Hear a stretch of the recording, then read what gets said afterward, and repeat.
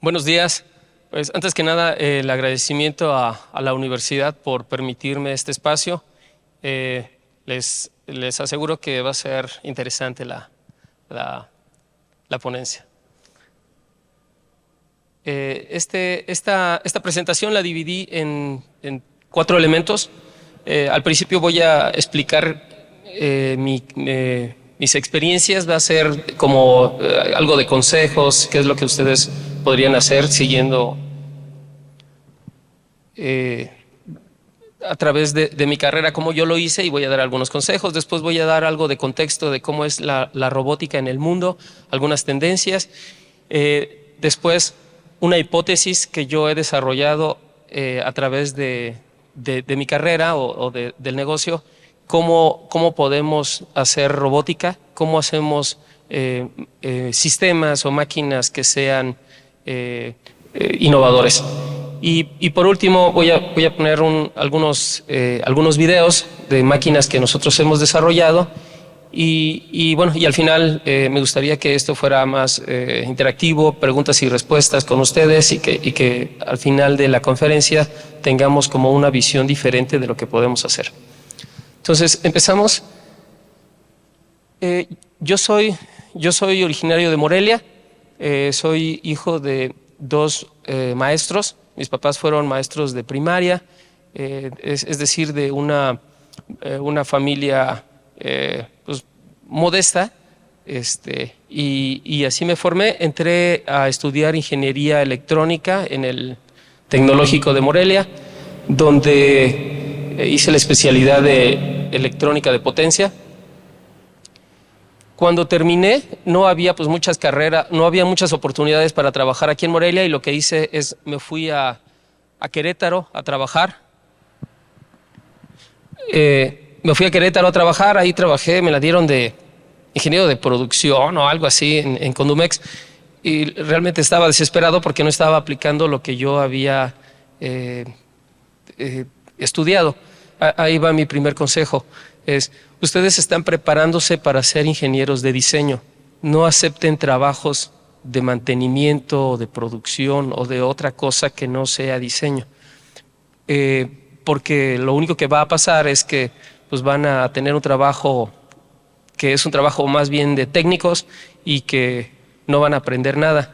Y el riesgo en estas carreras es que si dejan de aprender 1 año o 2 años, se vuelven obsoletos, y la generación que viene atrás de ustedes pues les va a pasar por encima. Entonces, es una carrera.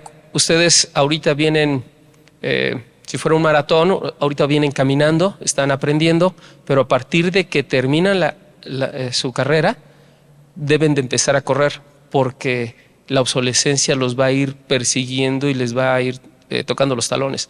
Tienen que correr, tienen que encontrar trabajos donde aprendan cada día, y si se descuidan, 1 año es suficiente para que se vuelvan obsoletos. Bueno, en esa idea yo me fui a trabajar a General Motors en Silao. Ahí me la dieron de ingeniero de instrumentación. Aprendí muchísimo.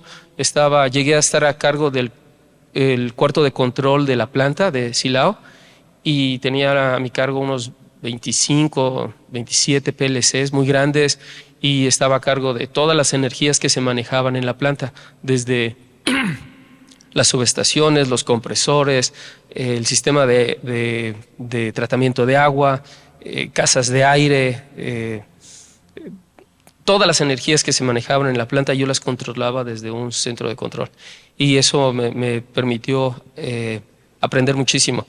Después de eso, un día me mandaron a arreglar un sensor de flujo en el área de pintura en GM, y vi la línea de pintura de robots, y fue un momento importantísimo en mi vida, porque recibí un choque de wow, está padrísimo eso. Veía cómo los robots estaban pintando y me enamoré de los robots y dije, yo quiero trabajar en eso. Ahí rápido fui con un ingeniero que estaba ahí de FANUC, y le dije, ¿dónde puedo aplicar para trabajar en FANUC? Y me dijo, pues ahorita precisamente están contratando ingenieros para un proyecto en Brasil. Aquí está el correo electrónico de Recursos Humanos. Ese mismo día mandé mi currículum a Recursos Humanos. Ahí va otro consejo. Deben de estar buscando sus oportunidades. Las oportunidades van a pasar enfrente de ustedes, y si no las saben identificar y si no las pescan en ese momento, se van a ir y no pasó nada. Yo pude haber nada más ido, instalado el sensor y salir de pintura, pero yo vi algo interesante, vi los robots, vi que era algo padre. Eso fue, hijo, en el 90 y algo. Yo tengo 52 años, fue en el 90 y algo, cuando apenas la robótica empezaba a nacer en las plantas automotrices. Entonces, mandé mi currículum, me llamaron a las 2 semanas para una entrevista, y la entrevista fue en inglés. Ahí va otro consejo. Si no hubiera yo tenido las herramientas para presentar una entrevista en inglés, me hubieran dicho adiós. Era en inglés porque el proyecto era en Brasil, para donde me iban a contratar, pero tenía que recibir capacitación en Estados Unidos. Entonces, fue una entrevista dura, muchos tecnicismos, tenía que ser fluido, y me fue muy bien. Entonces, me contrataron como a los 4 o 5 semanas. Tuve que arreglar papeles y todo eso, y me contrataron en FANUC. Entonces, renuncié en General Motors y me fui para FANUC. En FANUC, lo primero que hicieron, pues me mandaron a Estados Unidos a recibir capacitación en desarrollo de software, un software para robots.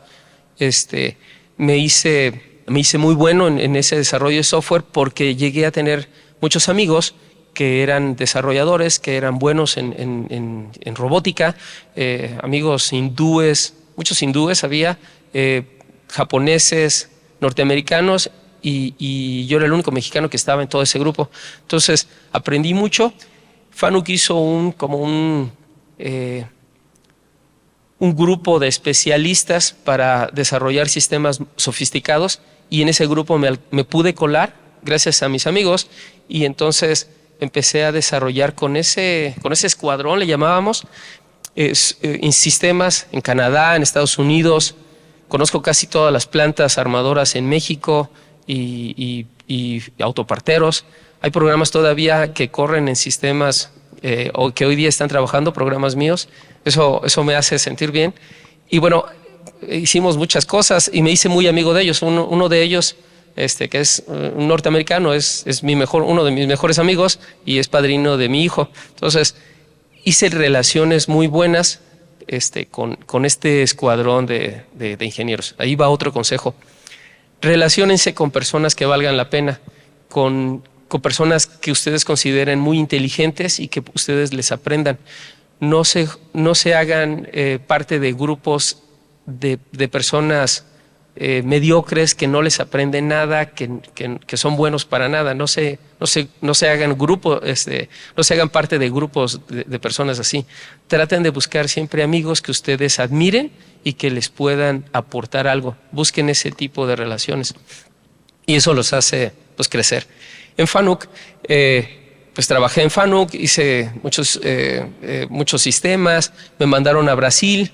Allá conocí a mi esposa, me casé en Brasil, me la traje a México.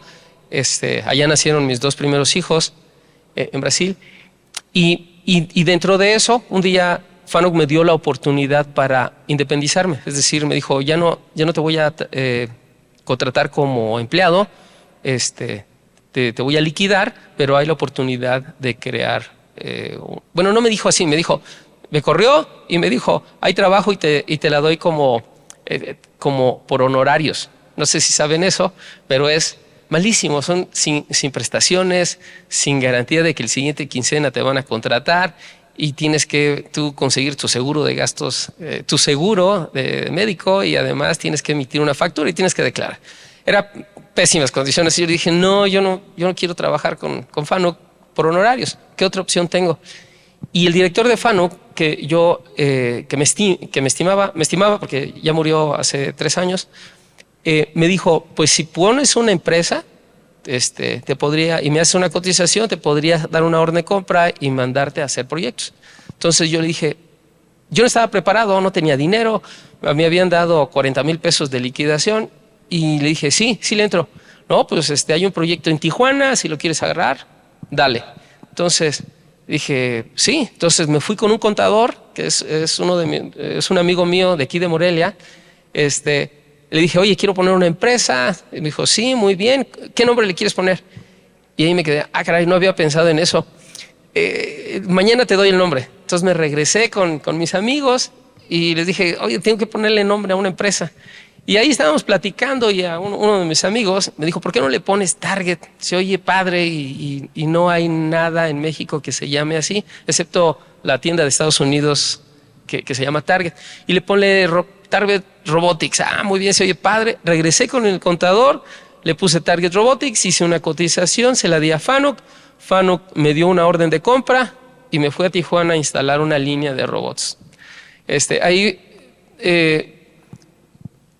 el sistema me la dieron a mí porque ese proyecto me lo dieron porque nadie le quería entrar. Era un sistema muy complejo, venía en un lenguaje, el que yo había aprendido en Detroit, pero nadie en México sabía ese software y había que desarrollar muchas líneas. Imagínense, no sé, 1000 líneas de código para hacer que la línea funcionara. Pero la línea creo que venía de Japón o de Corea. La habían desmontado en Japón y la estaban instalando. Sí, venía de Japón y la estaban instalando en Sharp, Tijuana. Llegué y dije así, esto va a estar dificilísimo, esto va a estar complejo y me aventaron aquí porque nadie le quiso entrar. Pero tenía una oportunidad, que los robots, la batería no se hubiera agotado y que todavía tuvieran el código de lo que hicieron los japoneses. Entonces fui con el primer robot, lo encendí y no tenía batería. Fui con el segundo robot, lo encendí y no tenía batería. Con el tercero lo encendí y todavía la batería estaba viva. Entonces descargué el software y dije, ya fregué. Hice nada más adecuaciones leves en el software, un software largo. Hice adecuaciones, pero ya jalaba en Japón. Entonces cargué el software. A la semana esa cosa ya estaba jalando. Todos los robots, lo copié el programa y todos los demás robots, funcionó. Los coreanos se quedaron impresionados porque dijeron, oye, este mexicano hizo jalar los robots en una semana. Claro, no les dije que copié el programa, ¿no? Pero ahí es otro consejo. Tienen que tener valor y creer en su suerte y encomendarse a Dios de que les va a ayudar. Ahí la verdad fue suerte. Entregué el programa, entregué la línea funcionando en menos de lo que todos esperaban. Regresé a Aguascalientes, que es donde están las oficinas de Fanuc, con la carta de liberación firmada por los coreanos y una mención de felicidades del director de Sharp, Tijuana. Así de que felicidades, lo hiciste muy bien. Entonces, con eso Fanuc dijo, José Luis sí era muy bueno y súper inteligente. Claro, no era tanto así, pero me gané entonces a los de Fanuc y me empezaron a dar muchos proyectos en todo México. Entonces, pues me fue muy bien. Y era yo solito con mi empresa, que se llamaba Target Robotics, pero era yo, una laptop y una caja de herramientas, que era lo que me había alcanzado con los 40,000 pesos que me dieron de liquidación. Entonces me empezaron a dar más proyectos porque el primero fue muy bueno, pero ya solo no podía y empecé a contratar ingenieros. Ahí en la carrera, en el TEC, yo tengo un amigo que era al que yo siempre le copiaba, yo lo consideraba como un super nerd, y le dije, oye, vente a trabajar conmigo en Target. Me dice, ¿y cuánto me vas a pagar? Le dije, nada, pero si te vienes a trabajar conmigo, te doy el 20% de acciones de Target Robotics. Y dice, ¿y qué es eso? No, pues soy yo y mi laptop. Y dijo, no, te conviene, mira, nos va a ir bien. Entonces ahí lo convencí, le vendí que había potencial y aceptó trabajar conmigo. Entonces él hoy día es mi compadre también y es el director de ingeniería de Target Robotics. Él es muy cerebro y además muy dedicado y hace todo lo que se refiere a control, PLCs, redes, HMI, todo lo que se refiere a control, él lo hace. Y yo hago todo lo que se refería a robótica, a programación de robots. Entonces, ahí es mi segundo consejo. Tienen que saberse vender. Yo le vendí a mi amigo, le vendí humo, que no había nada, le vendí aire, pero lo convencí.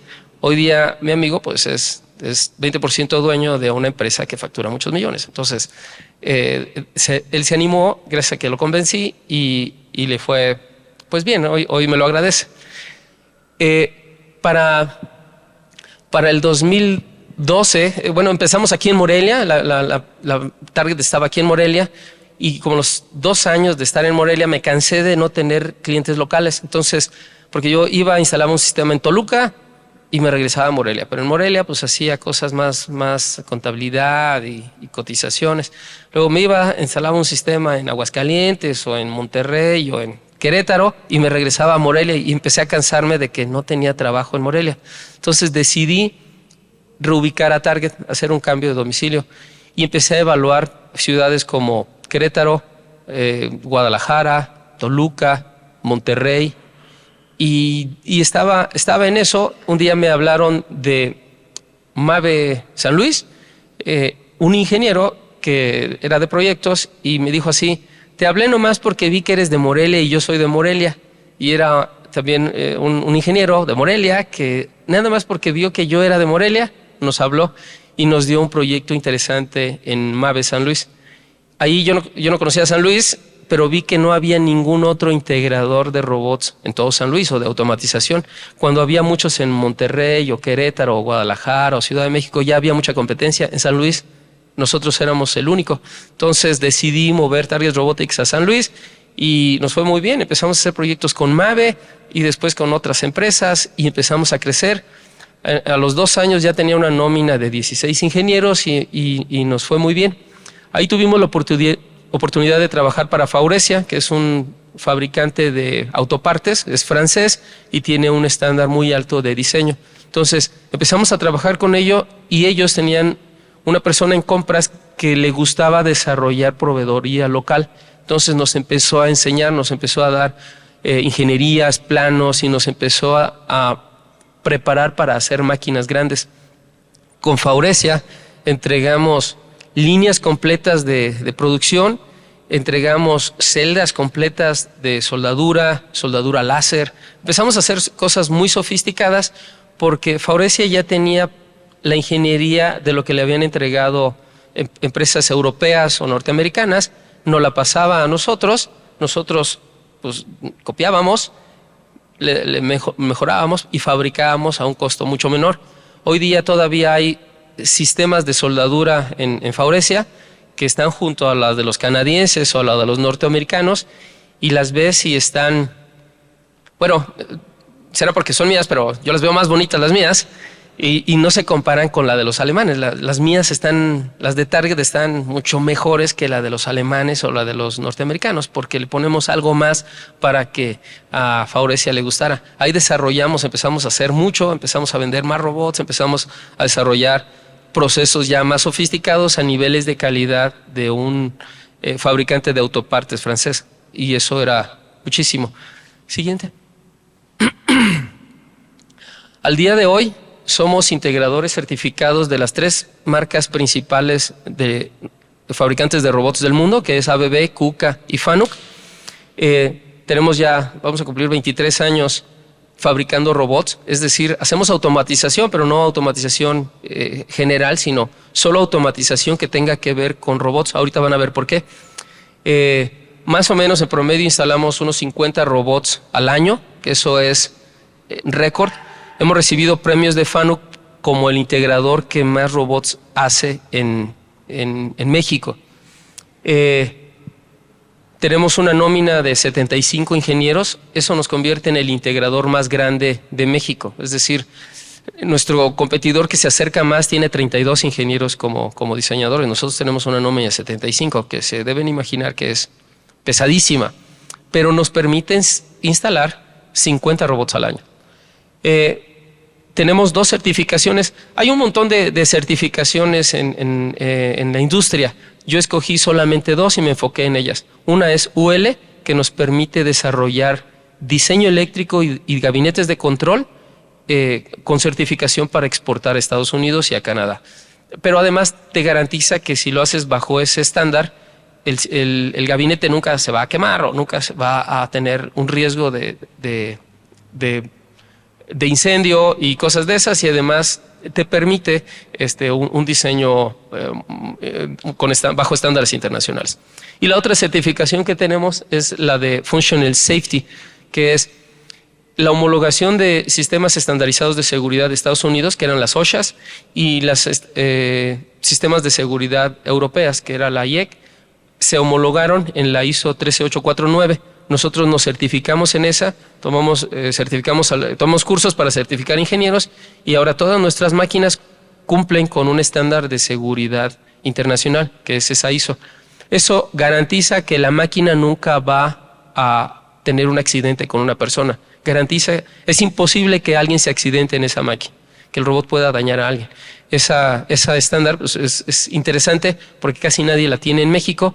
En México todos fabrican máquinas bajo la NOM 004, que la verdad no tiene nada.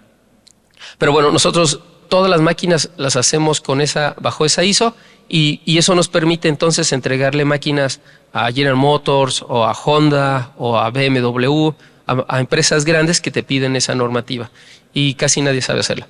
Y bueno, tengo 3 directrices para desarrollar sistemas. Nosotros solo hacemos máquinas que cumplan con estas 3, que tengan un alto contenido tecnológico e innovador, es decir, no hacemos máquinas que copien a lo que alguien más ya hizo, casi no hacemos eso, que mejoren el medio ambiente, no hacemos máquinas que pudieran contaminar o producir contaminación, no hacemos ese tipo de máquinas, y por último que tengan un buen impacto social. No hacemos máquinas que pudieran hacer que las personas pierdan su trabajo. Hacemos solamente máquinas que hagan que genere más empleo en las plantas. Siguiente. Bueno, y manejamos todos nuestros sistemas, lo usamos bajo el PMI, el Project Management Institute, que determina procedimientos para ejecutar proyectos, pero además utilizamos una metodología Agile, que es el Scrum. Todos nuestros proyectos los hacemos bajo Scrum. ¿Conocen el Scrum? Ok.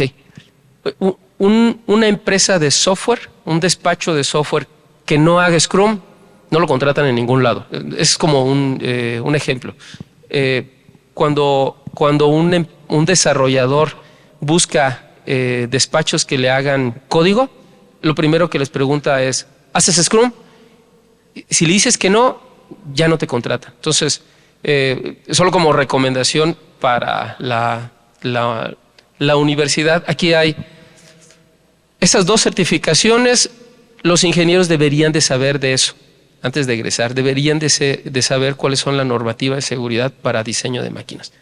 Y la otra es, la metodología de Scrum es una metodología para desarrollar proyectos muy interesante. ¿En qué consiste? En vez de hacer un Gantt chart, un timing, donde dice la semana de la 1 a la 3 debes hacer diseño, de la 4 a la 5 debes hacer compras, de la 6 a la 7 debes hacer ensamble. En vez de hacer un timing, que se dieron cuenta de que esos timings nunca se cumplían, dijeron, vamos a tener nada más visión de una semana. Todos los lunes nos planteamos objetivos que se vayan a cumplir el viernes y le llaman ellos sprints. Vamos a hacer un sprint para el viernes, ¿qué vamos a entregar? Y el grupo se plantea esos sprints, lo escribe en un post-it, lo pega en una pared y toda la semana se esfuerzan por cumplir ese sprint. El viernes es una junta donde le entregan al Scrum Owner, que sería el cliente interno, que esos sprints se cumplieron, se entrega y siguiente semana otra vez vuelven a hacer su planeación de sprints el lunes. Entonces es padrísimo porque solamente tienes visión de una semana. Claro, tienes también la fecha de entrega, que debe ser el 4 de marzo se debe de entregar, pero no te piden que hagas ciertas actividades en cierto tiempo, sino solamente vas cumpliendo actividades por sprints, por una semana. Googleenlo, lean al respecto de eso, es padrísimo. Yo lo uso ya hasta en la casa. Es padrísimo. Todos los proyectos los hacemos con Scrum. Siguiente. Estos son nuestros clientes. Ese es un video de un robot que instalamos, de un sistema, una línea de producción que instalamos en Honda Celaya. Honda Celaya arrancó con 200 robots, Yaskawa. Nosotros, Target Robotics, programó los 200 robots. Nosotros programamos toda la línea de Honda. Claro, todo el equipo venía de Japón, pero los japoneses no se trajeron a programadores japoneses. Buscaron a alguien en toda la República, alguien que pudiera hacer eso, y después de una búsqueda bastante interesante, nos auditaron durante un año los japoneses para darnos ese proyecto. Nos dieron el proyecto y levantamos la primera línea de producción. Nosotros programamos eso. Siguiente. Ok, vamos a pasar al contexto. Ese es las ventas de robots industriales en el mundo. Eso es lo que se esperaba en el 2000. Esta es una gráfica del 2017 y aquella es una gráfica del 2021 de la IFR. Esperaban que para el 2018 se iban a vender 378 robots. Siguiente.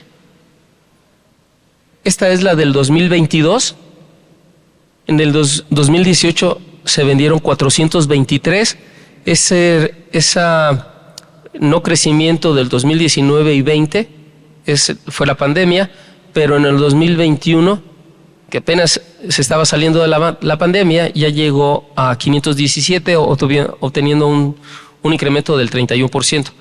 Eso se recuperó lo que no se vendió durante la pandemia y tiene eso. Con crecimientos de ese tamaño, podemos validar que la robótica es una tecnología que ya está validada, que ya se utiliza y que está en un crecimiento exponencial.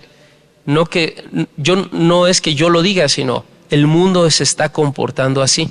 Vamos a ver quién compra esos robots. Siguiente. Esta es crecimientos de robots, ventas de robots separado por industrias. La automotriz, este es del 2017, superaba a todas las demás. Pero vean qué pasó. Siguiente. Esta es la del 2022.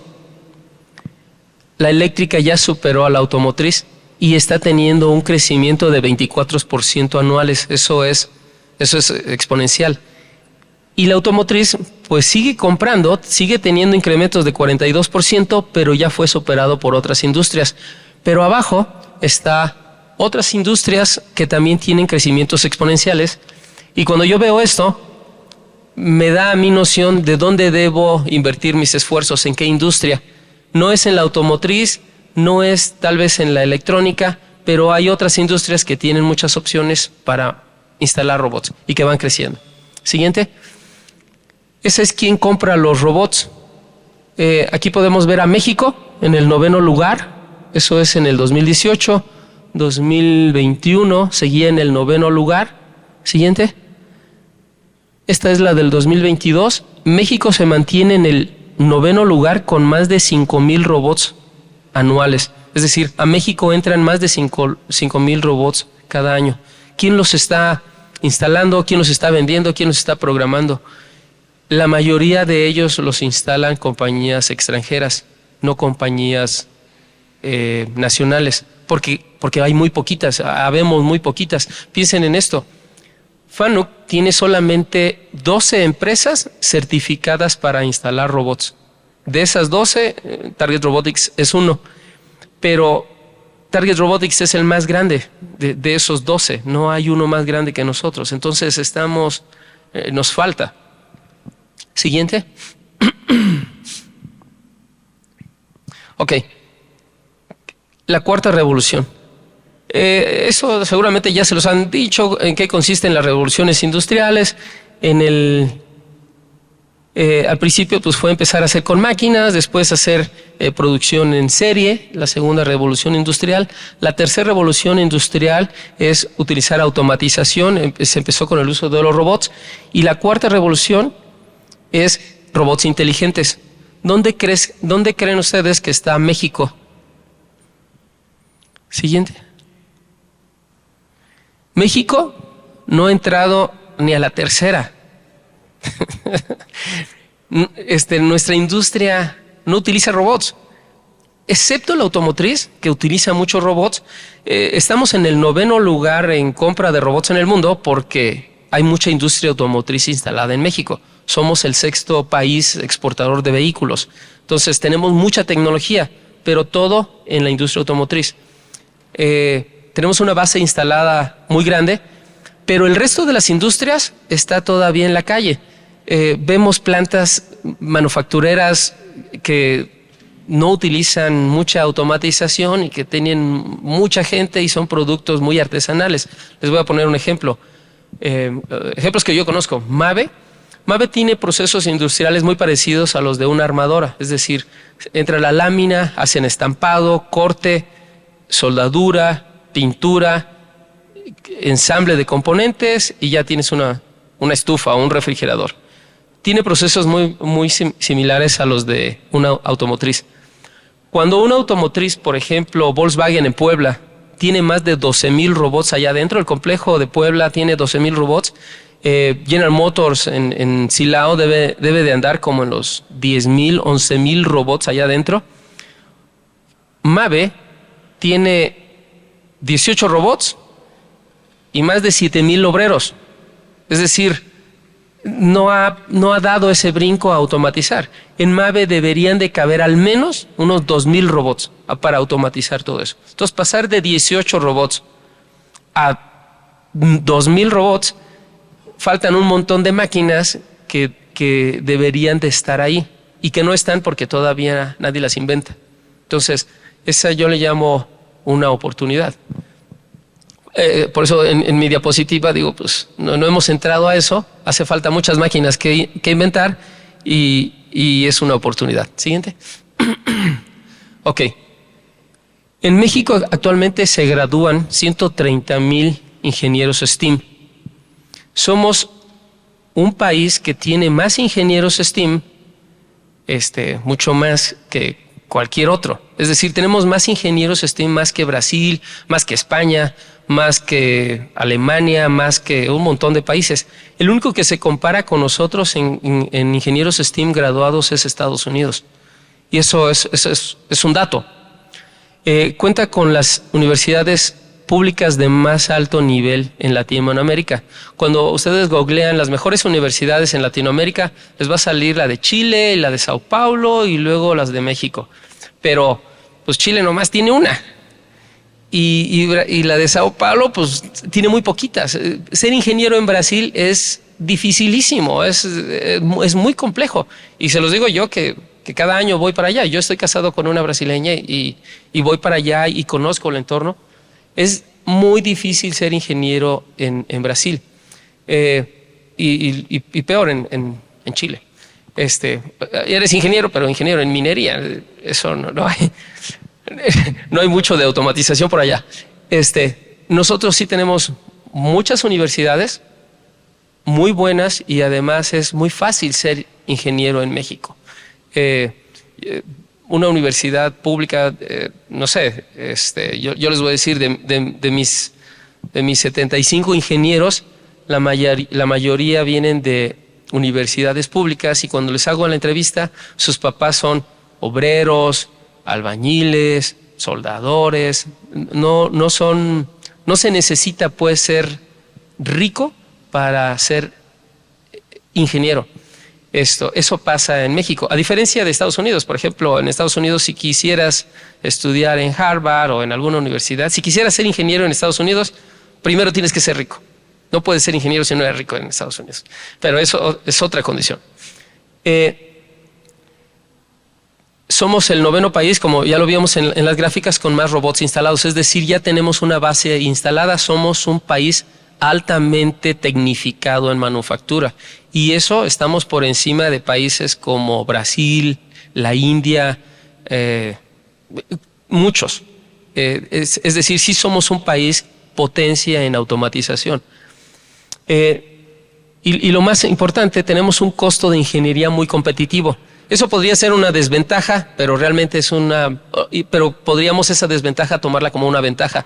Un ingeniero experto en robótica en México gana 10 veces menos que lo que gana un ingeniero experto en robótica en Alemania o en Estados Unidos. Un ingeniero experto en robótica en Estados Unidos debe de andar más o menos por los $30,000 mensuales, $20,000 mensuales. Gana muchísimo. Y un ingeniero experto en robótica en México, pues empieza ganando 20,000 pesos, 15,000 pesos. Entonces es una diferencia abismal, pero aunque eso podría ser una desventaja, eso nos vuelve muy competitivos. Ahorita van a ver por qué. Nosotros podemos, en México se pueden desarrollar máquinas que tienen retornos de inversión para México de 2.5 años, porque la mano de obra en México es muy barata. Entonces se tienen que hacer máquinas adecuadas a esos retornos de inversión. Cuando un fabricante en México quiere obtener retornos de inversión de 2.5 años, importando una máquina, pues nunca le da. La máquina es demasiado cara, si la trae de Estados Unidos o de Europa, es demasiado cara para los costos de la mano de obra en México. Se le van los retornos se le van a 10 años o 20 años. Entonces necesitamos hacer máquinas aquí que sean hechas con ingeniería local para que pueda competir con los retornos de inversión de los trabajadores locales. Siguiente.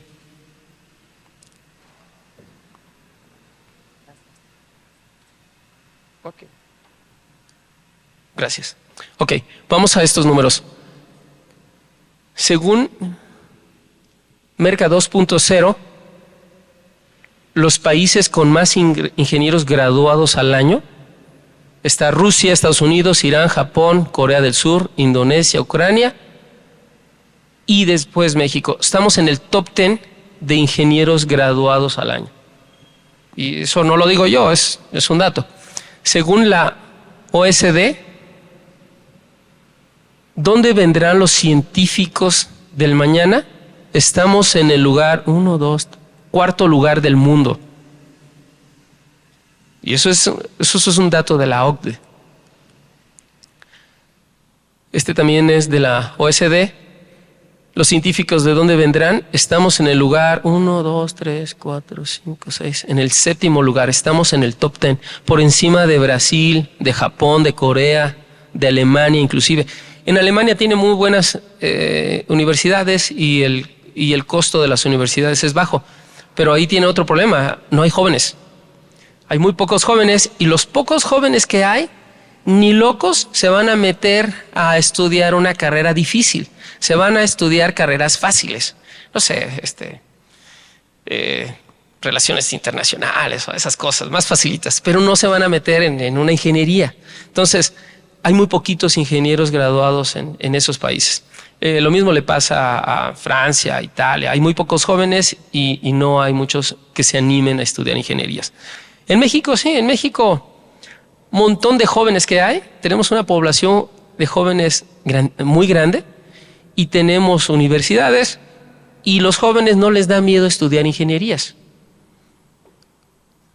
Ok, entonces tenemos esos 5 elementos que a lo mejor son temporales, pero los tenemos hoy día. Tenemos universidades públicas y privadas bastantes, jóvenes, egresados de carreras STEAM, la tecnología al alcance, porque somos un país tecnológico, y un costo competitivo.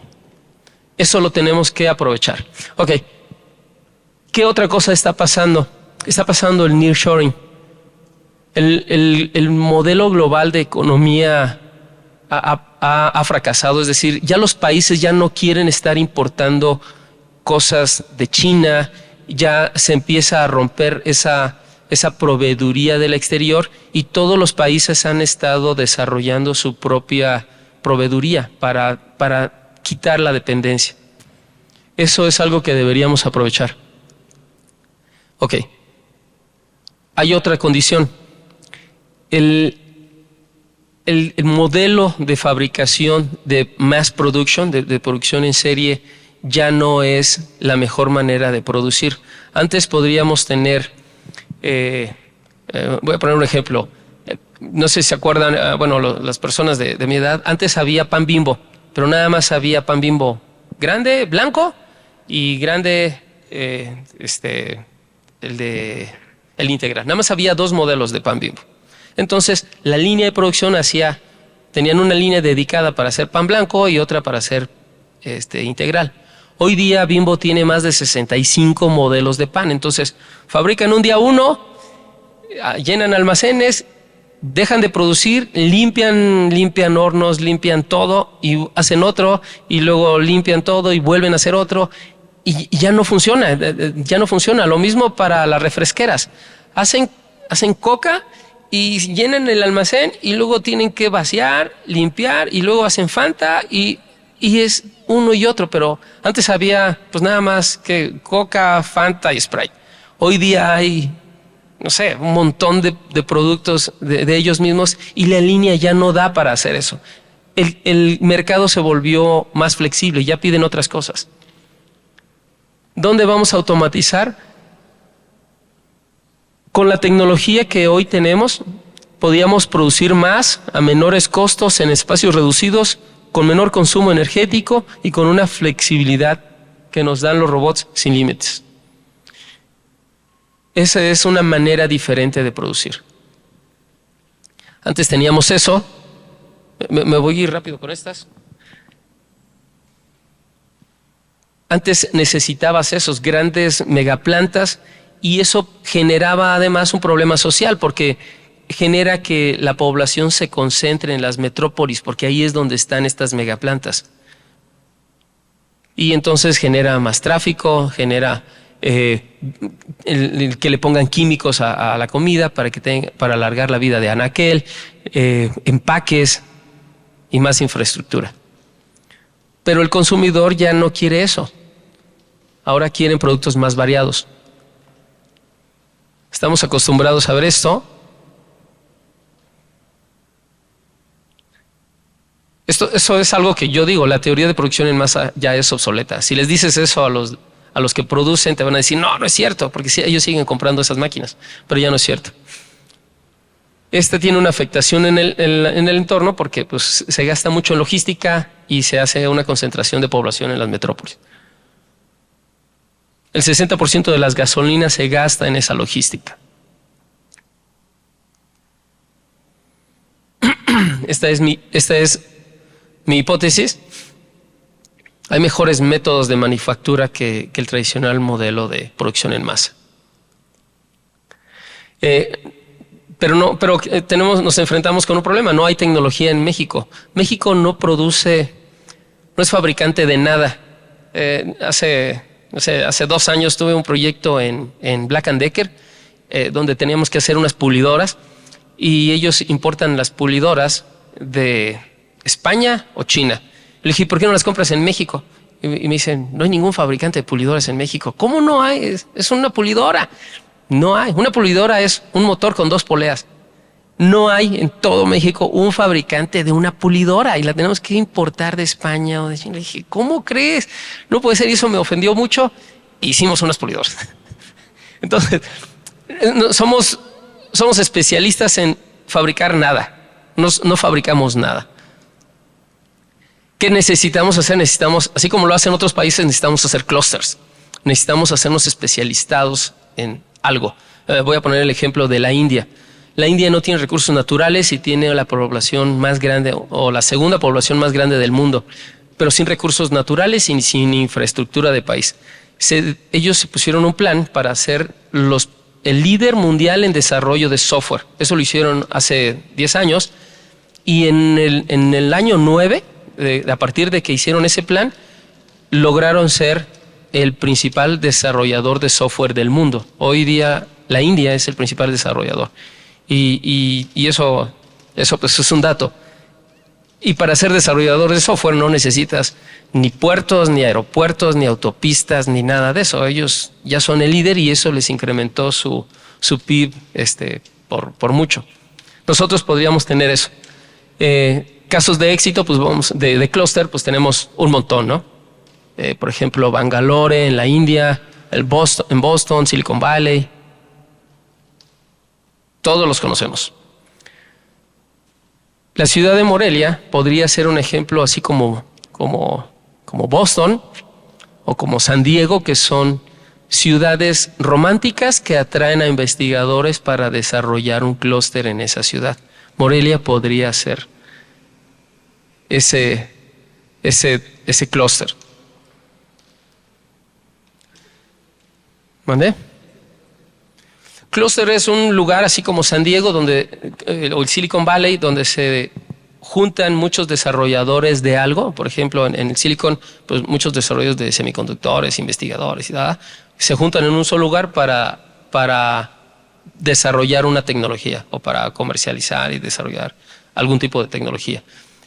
Bangalore, por ejemplo, es una ciudad donde hay muchos ingenieros de desarrollo de software y se juntan, intercambian, interactúan entre ellos y hacen sinergia para desarrollar algo.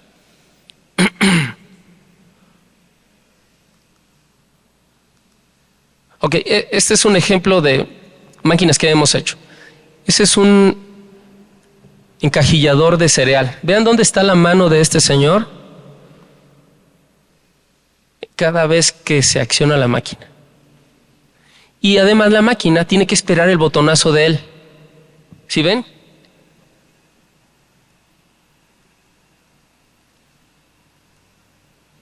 Bueno, nosotros hicimos ese robotcito. Hace exactamente lo mismo en el mismo espacio, tiene la misma versatilidad y el robot ya compite, el precio de esa máquina compite contra un solo operador por turno, es decir, contra el costo de 3 operadores. Pero ahí el secreto no fue el costo del operador, porque el robot lo necesitaba todavía para que alimente las cajas. El proyecto se pagó como en 8 semanas porque el operador se tardaba medio segundo en dar el botonazo y reanidar. Entonces, una línea de cereal de $5 millones estaba detenida medio segundo que se tardaba el operador. Cuando pusimos el robot lo hacía medio segundo antes. Es decir, ahora el robot esperaba a la máquina. Ese medio segundo por ciclo, es decir, medio segundo cada 5 segundos, incrementó la producción de Kellogg's en un 20%. El robot se pagó en 8 semanas. No por el reemplazo del operador, porque lo siguió utilizando, sino por el incremento de productividad. Cuando yo les preguntaba, ¿y por qué quieres poner un robot? Porque te preocupa el riesgo que tiene el operador. Que es lo que me dijo, no me preocupa el riesgo del operador, quiero incrementar la productividad, este señor se tarda en dar el botón. Ok, eso no se lo diga a nadie de Kellogg's. Ok, puedes darle clic en la imagen. Esto es como funciona normalmente. Esta es una encajilladora italiana. Esa máquina debe andar como los $800,000. Y lo que hace es mete los paquetitos a las cajas. Pero tarda años en meter los paquetitos a una sola caja. Vean todo lo que sale.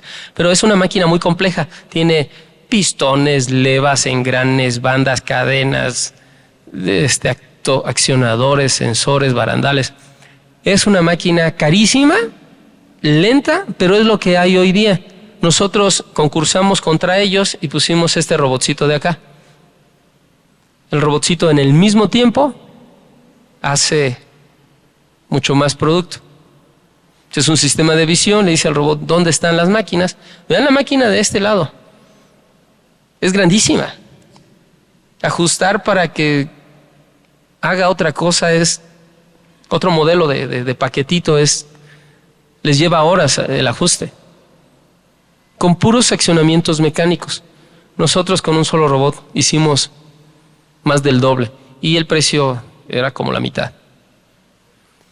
A eso me refiero con nuestra oportunidad. Hay máquinas, yo les llamo automatizadas con automatización convencional y ya es tiempo de usar robots. ¿Por qué los italianos no cambian de esto a esto? ¿Ustedes creen que los italianos no tienen el conocimiento para hacerlo?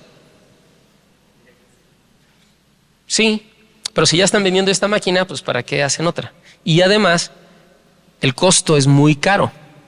Es muy alto, es decir, poner un equipo de ingenieros italianos a desarrollar algo es carísimo. En cambio, a nosotros no nos cuesta mucho.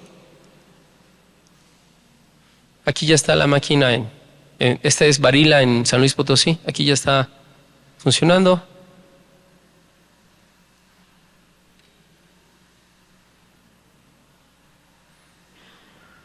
Mucho más productiva, menor costo y más eficiente, más flexible. Esto es Marinela, en Monterrey. Hicimos una máquina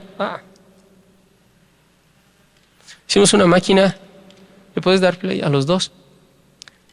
Se trataba de meter las cajillas de galletas a las cajas de corrugado. Lo hicimos con 4 robots y 2 mesas. No acepté en el diseño, no acepté ni una banda, ni un transportador, ni un pistón, nada. Es 4 robots trabajando simultáneamente en 2 mesas. Entonces un robot va viendo cómo se acumulan, las va acomodando en una mesa y por el otro lado las va metiendo a la caja. Otro robot le ayuda a armar la caja y otro robot las mete.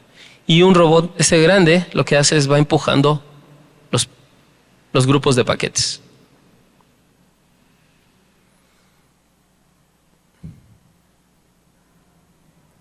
Cuando vendí esta máquina a Marinela, se enojaron. Había un fabricante en Estados Unidos que hacía ese tipo de máquinas y podía con cierta capacidad. Y las vendía en $800,000 cada maquinita. Esta nosotros la vendimos en $450,000 a la mitad, por eso no la compraron. Pero cuando la entregué y empezó a funcionar, le dije, mira, puede con el doble que la otra máquina que tú tenías de 800,000. Esta costó 450 y puede con el doble. Y él se enojó y los de Marinela se enojaron, dijeron que yo los estaba robando. Dije, ¿por qué? Dice, porque son 4 robots y cada robot cuesta $50,000, ese cuesta 24. Entre los robots y las 2 mesas, ¿de dónde sacas $450,000? Decía que lo había vendido muy caro porque los robots no costaban tanto. Entonces dije, no, pues tiene ese precio por lo que hace, no porque la mesa. Dice, esa mesa no te costó más de $50,000. Una mesa de inoxidable. Pero bueno, este es un sistema para corte de fibras de máquina, piezas de fibra de carbón, de fibra de vidrio. Y me voy a ir rápido. Ese es mi último video. Esa es una máquina italiana de una empresa muy grande, SACMI, y lo que hace es paletizar cajas, pero necesita estos 2 personas que estén revisando las cajas que entran y tiene un montón de levas, guías. Es una maquinota. La lista de partes de refacción de esa máquina es de más de 200 piezas. Y además necesita a los operadores. Siempre se atora y es muy cara y ocupa mucho espacio en planta. Nosotros concursamos para esto en la planta Herdes. Y vean qué chulada. Esa es una máquina de Target. En un espacio pequeño, el robot toma las cajas. Lo que ven ahí, eso blanco, como campana, es un sistema de visión y un robotcito chiquito revisa si la caja viene bien o no, y si no viene bien, la descarta, si le falta un frasco. El otro robot va apilando y ya que termina, él solito va por su pallet, se lo acomoda. Vean los pasillos, ya no hay nadie, ni el de mantenimiento se arrima ahí ya. Él solito se pone el pallet y sigue apilando.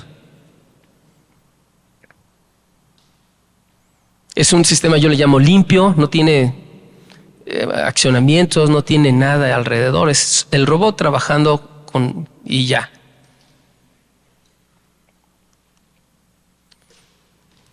Lo mismo. Esa es otra planta, esos fabrican tejas. Un sistema de visión le dice al robot chiquito que clasifique por tamaños y colores, va haciendo grupitos, el robot él solito se pone su pallet y se pone los separadores de cartón. El otro robot toma los grupitos de tejas, los lleva a flejar, se los pone en la mesa al otro robot y van armando. Ese era un proceso pesadísimo, que las personas, nadie quería hacer eso, porque es muy pesado. Tienen que estar cargando paquetitos de 20 kilos o 25 kilos todo el día. Pusimos eso y ya nadie se acerca. El fabricante podría apagar la luz de la nave y el sistema jalaría.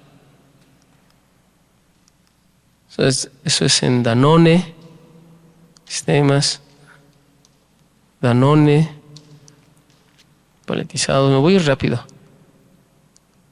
Eso es una planta de Bimbo. en Azcapotzalco.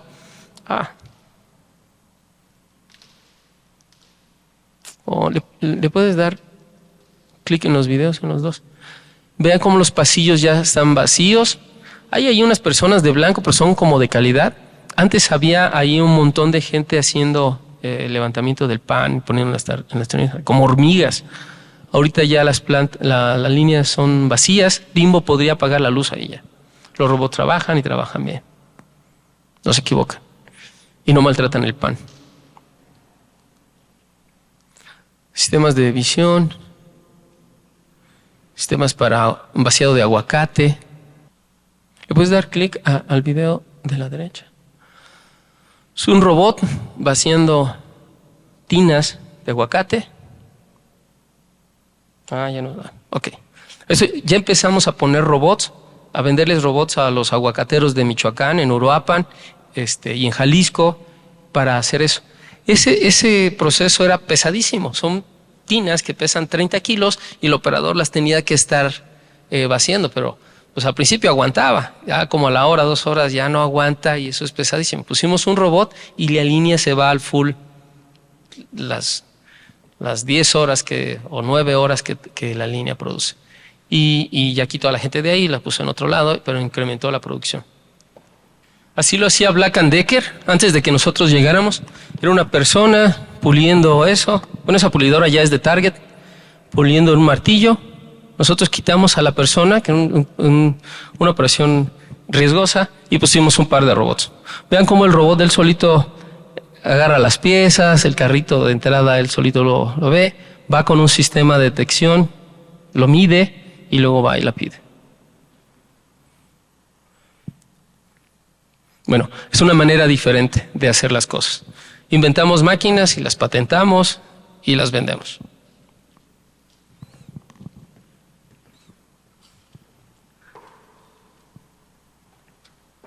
Bueno.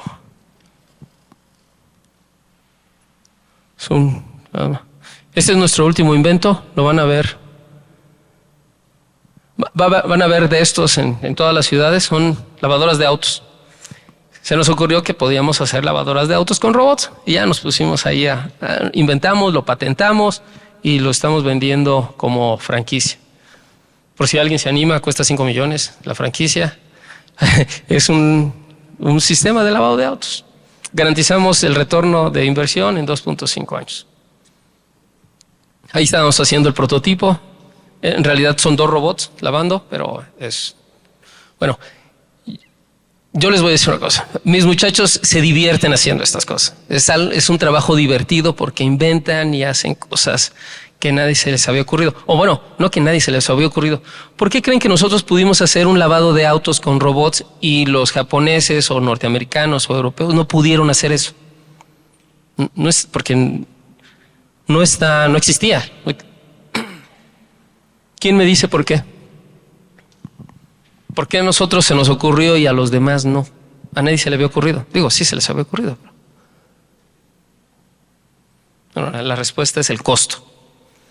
Hacer eso, pues el costo de los mexicanos lo permite hacer. Si pones un grupo de alemanes que ganan $30,000 mensuales, 7 ingenieros de esos durante un año, que es el costo, que es el tiempo del desarrollo, pues ya sale el precio del desarrollo es tan alto que está muy por encima de lo que ya existe en el mercado, de los tradicionales, esos lavados de rodillos, y se va de precio. Entonces, nosotros sí podemos inventar máquinas porque tenemos un costo competitivo.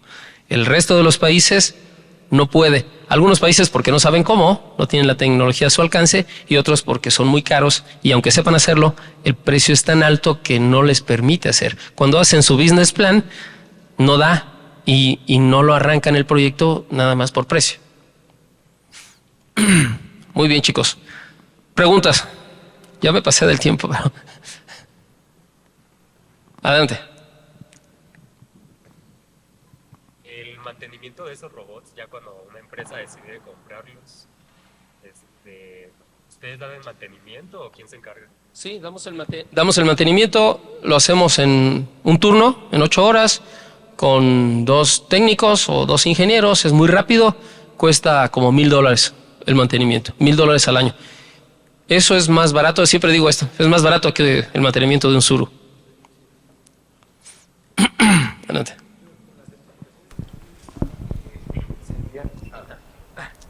Perdón.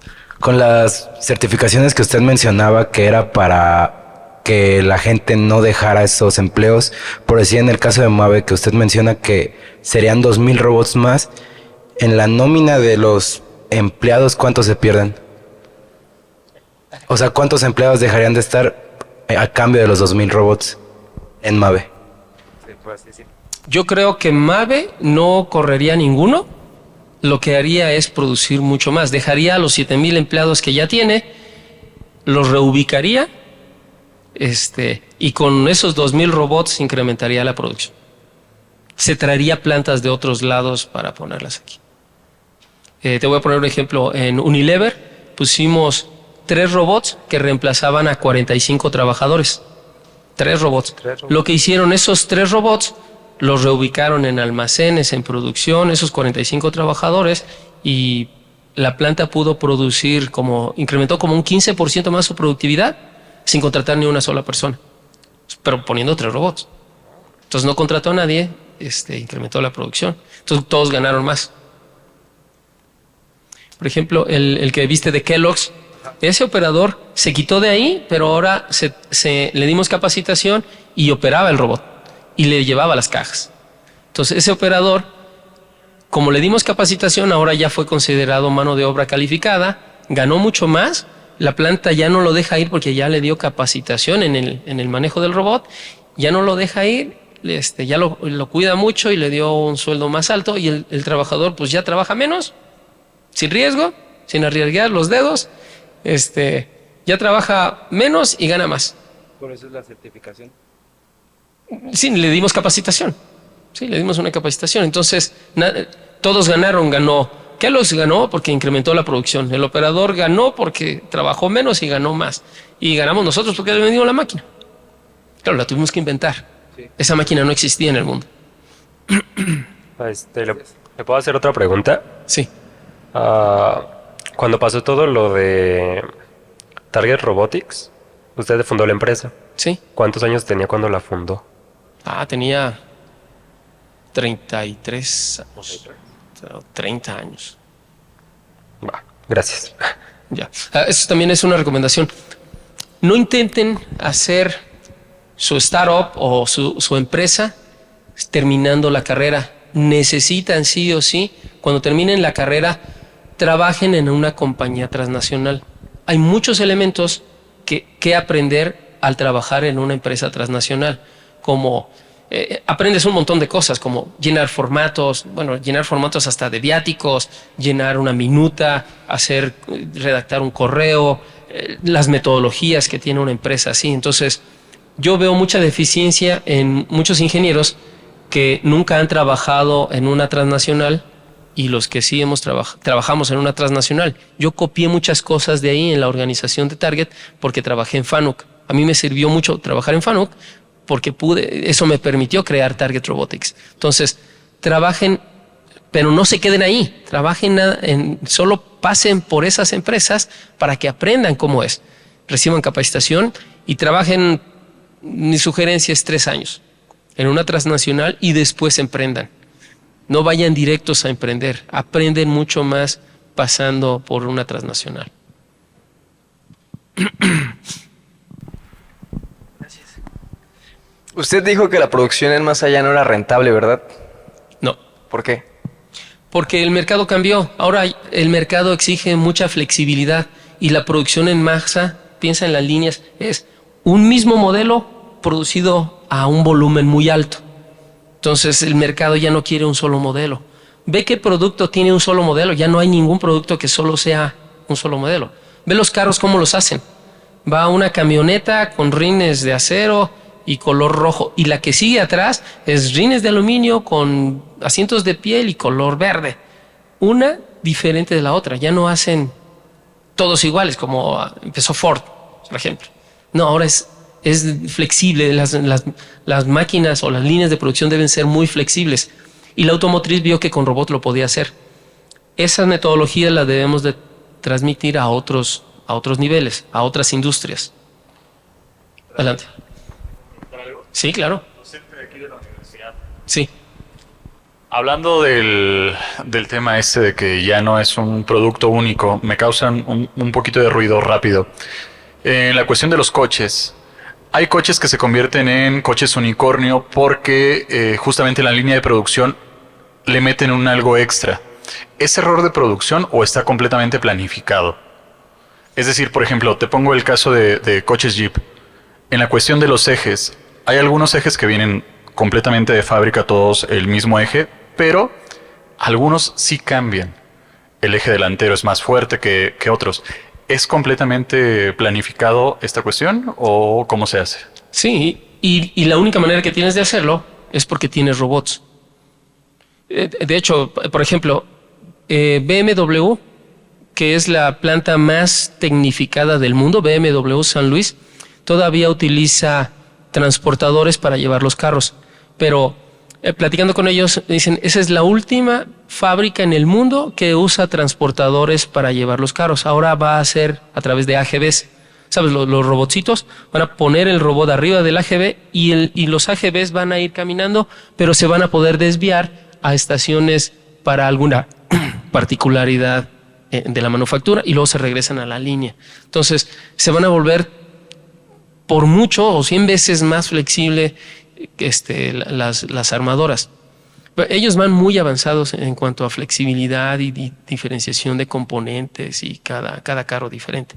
Pero eso compáralo con con Coca-Cola o con Bimbo o con las líneas o con Herdes o con esas líneas que solo pueden producir algo en esa línea y que es en volumen. Entonces, hay maneras más fáciles de producir o más flexibles de producir que esas líneas absurdas de transportadores larguísimos y todo eso. Yo, por ejemplo, nosotros ya no utilizamos transportadores hace mucho. Y digo, transportadores están prohibidos aquí. El robot mueve las piezas. Hacemos muchas cosas de innovación en las máquinas que hacemos. Les voy a poner algunos ejemplos. Nosotros ya no usamos PLCs hace como 6 años. Para nosotros los PLCs son obsoletos.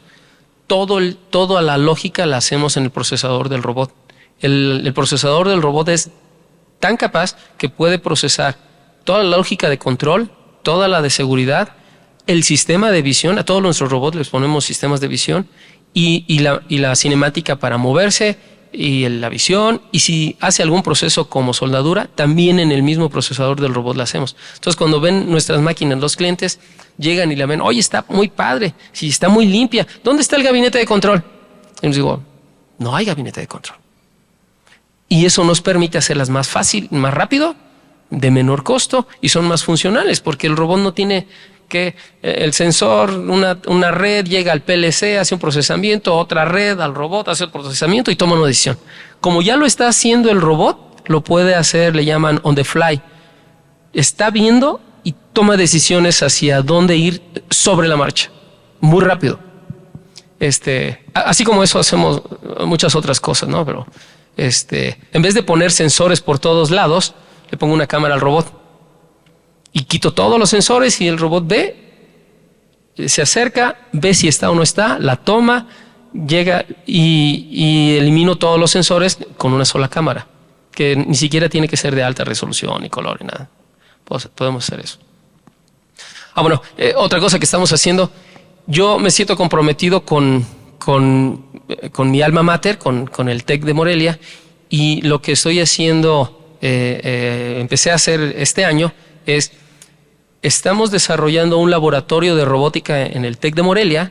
Hoy es la inauguración, por eso al ratito me tengo que ir. Hoy va a estar el gobernador ahí, va a estar el director de Tecnológicos Nacionales en la inauguración de este laboratorio. Todos me decían, oye, ¿cómo me recomiendas equipar un laboratorio? Yo le dije, no equipen un laboratorio poniendo un robot así nomás, porque poner robots en los laboratorios debe de tener un objetivo, no es poner robots nada más. Entonces, hicimos un procedimiento donde primero analizamos un mercado, conseguimos clientes potenciales, preparamos una solución tecnológica con robots para esos clientes potenciales, la patentamos Y ya que teníamos la patente, los clientes con cartas de intención de compra firmados, con un modelo de negocio, creamos una startup, ya creamos la startup, ya tiene nombre, ya está dado de alta en el fisco. Y ya que teníamos la patente, la startup y cartas de intención, dijimos, ok, vamos a equipar el laboratorio. Y hoy día estamos poniendo, el laboratorio se llama así, robótica enfocada al agro. Vamos a hacer solamente robots para el agro y nuestro primer prototipo ya está vendido, pero ahí se va a hacer. Y vamos a generar un modelo de desarrollo de startups ahí en el TEC. Y esto se van a enterar, va a ser una manera diferente de vinculación, más bien ni siquiera diferente, porque no había vinculación entre la industria y la academia. El plan de estudios está definido por expertos que están por encima de mí. No hay una materia. Asegúrate que sepas programar. No importa qué te enseñen a programar, porque cuando egreses el código va a ser diferente al que te hayan enseñado, pero tienes que tener mentalidad de programador, sé innovador, sé creativo, no le tengas miedo a la disrupción y asegúrate de conocer bien de sistemas, máquinas, automatizaciones, todo eso. ¿Qué opinan, muchachos? ¿Valió la pena la conferencia? Bueno, yo me siento muy orgulloso de lo que hago y mis muchachos, mis ingenieros, yo los veo y se sienten felices de hacer lo que hacen, se sienten muy orgullosos. Yo veo a sus papás y las señoras así dicen, así muy orgullosas, dicen, hombre, este hijo me salió bien inteligente, hace robots. Se lo presume a la comadre, ¿no? Entonces yo escucho eso. La señora no sabe ni siquiera que no hace robot, ¿no? Es programador, otra cosa, ¿no? Pero veo cómo las familias se integran y cómo se sienten orgullosos de lo que hacen. Entonces, el objetivo de esta conferencia es que se den cuenta de que somos capaces de hacer máquinas que compitan con los mejores fabricantes del mundo y les ganamos. Nuestro eslogan es, nuestras máquinas pueden hacer el doble que nuestros competidores extranjeros y cuestan la mitad. Cada máquina que hacemos, demostramos ese eslogan, que podemos hacer el doble y costando la mitad. Entonces, contra eso no hay quien nos compita. No hay, porque no estamos 15% o 20% mejores. No vamos a competir por precio, vamos a competir por ideas, por mejores modelos diferentes. Entonces, somos 400% mejores que cualquiera de nuestra competencia. Pero necesitamos más, necesitamos para que México sea un líder tecnológico en el mundo, necesitamos más Target Robotics. Yo hoy día les digo, yo desecho proyectos suficientes para tener 5 Target Robotics todo el tiempo con trabajo. Perdón.